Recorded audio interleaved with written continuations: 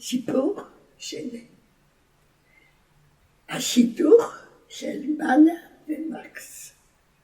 בקטוביץ, בירת שלדיה, שבפולין, המערבית, גרו סבא וסבתא שלי, סבא חיים שלמה וסבתא פרינצה שיקמן. והילדים בוגרים נוספים שלהם שעדיין לא התחתנו, לסבא היו 9 ילדים. הם היו גם חסידי גור. אני הייתי קשורה מאוד למענה, הבת הבכורה. היא תמיד הייתה מטופחת, התלבשה בצורה אלגנטית, הלבישה אותי יפה, כשהלכנו לטייל, הייתה לנו הצלחה גדולה. אמא שלי כבר הייתה נשואה וגרה בעיר תעשייתית בשם ליל, סבא וסבתא. היה לי סבא וסבתא הייתה בית מלאכה ללבנים וקתולית. וכאן היו עובדים, הרבה עובדים שגרו, וגם הילדים שגרו בבית עבדו.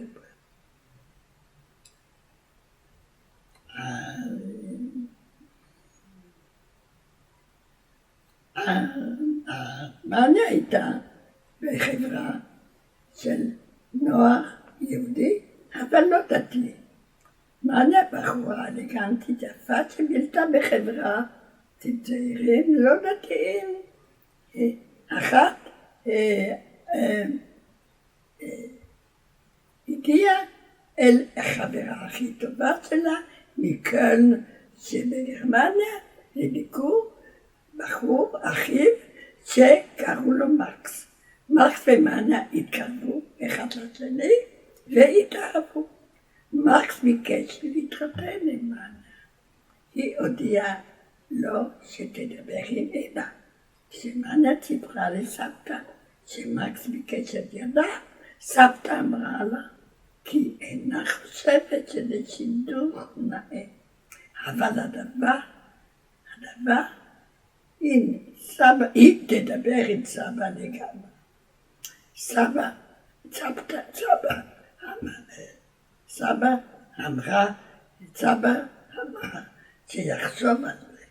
התעניין, אבל כשהתעניין לא שמע בשום חצר של אנשים דתיים, השם של מקס פרנקל. בכל זאת, בלחץ של סבא הזמין את מקס לשיחה. מקס הגיע, הוריד את הכובע, אך לא חבש כיפה. סבא הושיט לו כיפה, ומקס הסמיק. סבא דיבר ביידיש, ומקס לא ידע לענות ביידיש. הוא גינגן ודיבר בגרמנית. סבא שאל אותו כמה שאלות ביידיש, וגם הוא לא ידע לענות עליהן. סבא התבייש, התיישב בכורסה, לקח ספר תפילה ענק, ירכב משקפיים, התחיל להתפלל. מקס ראה שסבא מתעלם ממנו, לאחר כמה זמן הוא חבש את הכובע, נעלב ויצא. כשיצא, סבתא נכנסת לסבא, והוא היה מרוגז, דפק על השולחן ואמר, מי לא ביידיש הוא לא יודע? הוא לא יודע להתפלל. זה לא שידור בשביל מניה, איזה חוצפה. זה לא שידור לבחורה שלנו. בעקבות המפגש, מניה החליטה לנסוע לאמא שלי, סבתא ציפורה, לצרפת, שגרה בצרפת. בשנת 1937 מניה נסעה לצרפת, ומקס התקרב אליה, כי האהבה הייתה גדולה מאוד. אחד שמניה הגיע, הוריי המתינו למקס, כשמקס הגיע, הוא ביקש מאמא שלי להתחתן עם מניה. הוא הסביר לה שהוא רוצה להתחיל את החיים שלו עם מניה, ובגלל זה הוא עזב את החיים שלו שהגיע לצרפת. מיד אימא שלי נרתמה והתחילה לעשות הכנות לחתונה. מניה ומקס התחתנו, כן, בבית הכנסת, ואימא עשתה ארוחה מכובדת לכל המשפחה.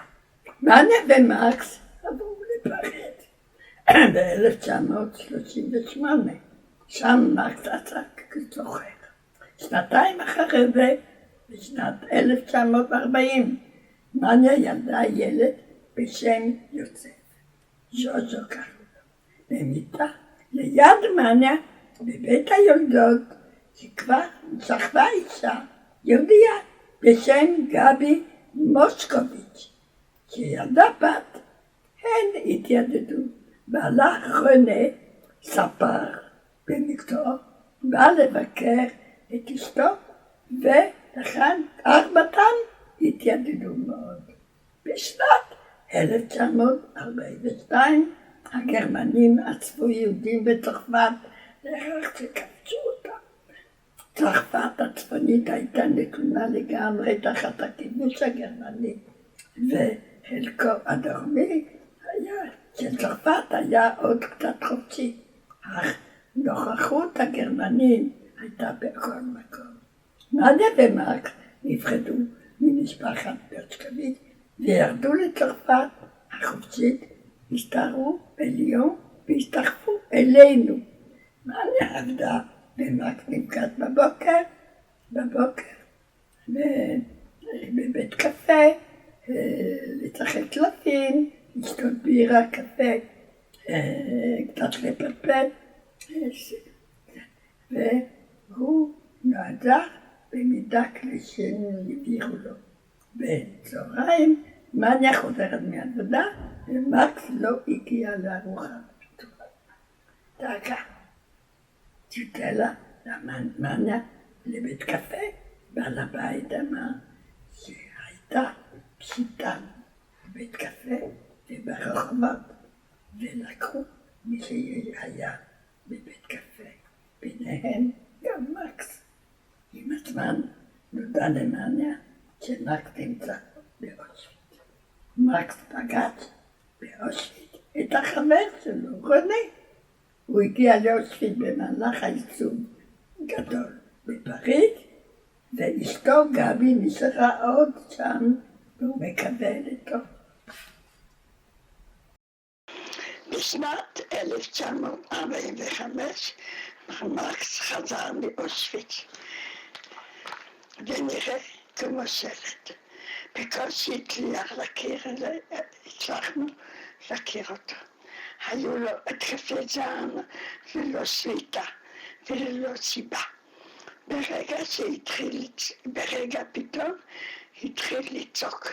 כולם עזבו את החדר עד שנרגע, ועד אפשר היה להיכנס. השכנים כבר הכירו את התופעה. באחת הפעמים יוז'ו לא הספיק לצאת מהחדר כאשר מקס קיבל התקף, ומקס הוריד את החגורה מהמכנסיים וחיכה את יוסף עם החגורה, ויוסף הגיע לדלת ויצא במהירות. בנוסף לכך, מקס דרש ממנה לאכול בשר שומני, עם הרבה שומן. אם הבשר לא היה מספיק שמן, מקס קיבל התקף. מניה עשתה הכל כדי להציג לו בשר שומני. אני זוכרת שגם אני קניתי,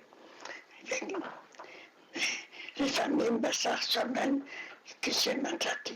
בסוף השומן סתם לו את העורקים והוא נפטר ממחלת לב.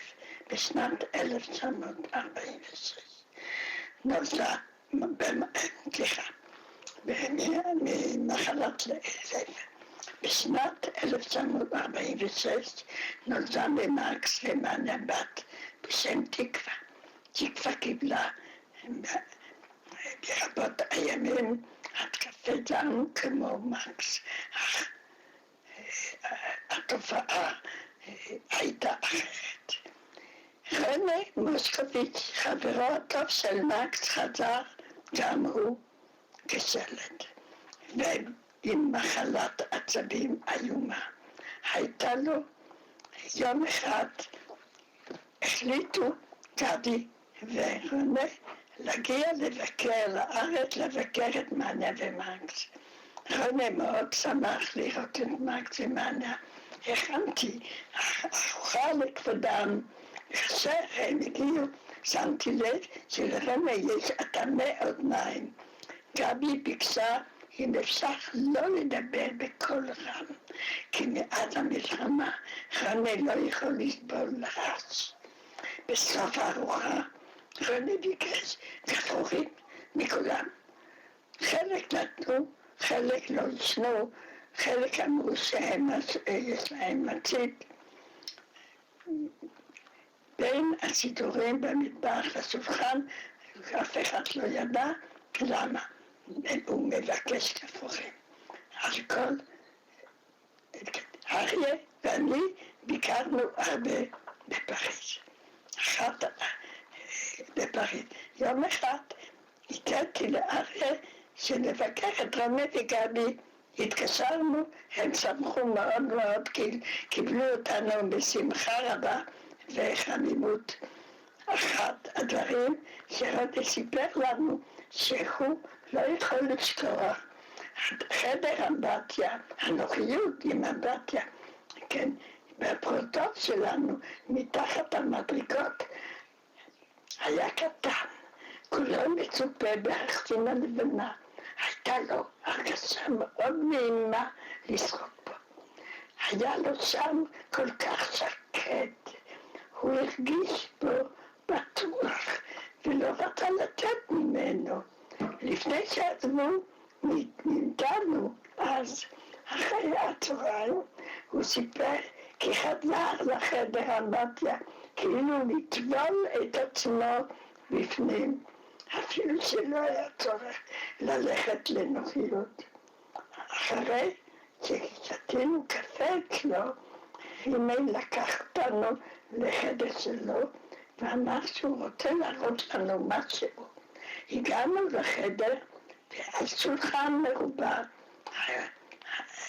הוא בנה דגל של מחנה אושוויץ כולו. כל הפרטים מגפרורים. אריה ואני לחצנו לו את היד ואמרנו לו שהוא ממש אומן. באותה יום בפריז היינו ממש שבורים.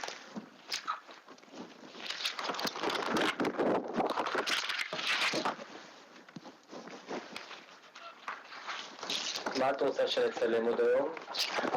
מה את רוצה לקרוא עוד היום? את בסדר עם הגרון? כן? אין בעיה. כן? למצלמה יש עוד 22 דקות. במצלמה אפשר עוד 22 דקות. בסדר? יש לנו במצלמה עוד 22 דקות. יש פה תיקוני מצלמה. אין בעיה.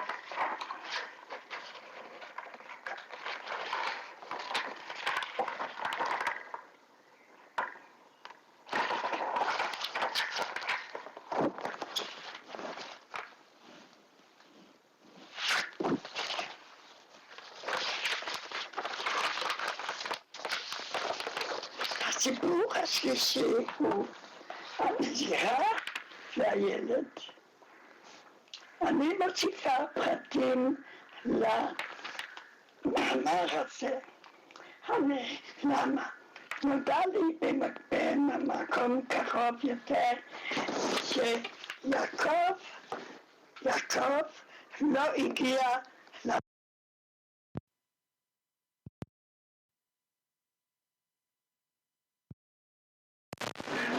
חד, אני יכול לדבר בתוך המיקרופון הרגיל. שאחד, מיד כל הפרטים ירד שלום לכולם, כאן איתן סוויסה, אני עכשיו מדבר מהמיקרופון של החולצה, שומעים אותי טוב? 111, אני מדבר עכשיו איפה זה אמור להיות בחולצה, אני עכשיו אשתיק ונראה אם זה באמת עובד טוב. שלום לכולם, מה שלומכם? אני מאוד מבקש לדבר בשמי ובשם כולם, 112. מה שלומכם היום, איך אתם מרגישים, מה המצב, איך עבר היום? טוב, הכל בסדר, תודה רבה לכם, שיהיה המשך יום טוב. עכשיו אני מדבר במקביל עם הטלוויזיה, מה שלומכם, מה קורה, איך ההרגשה, תודה רבה.